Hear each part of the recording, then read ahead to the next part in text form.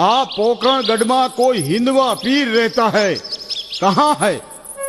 हाँ, हमें बैठा दातन करे है, ईज रामदेव जी महाराज है। अच्छा, वो हिंदवा पीर है। चलो फिर उनके पास। चलो। तमे हिंदवा पीर रामदेवजी पोते?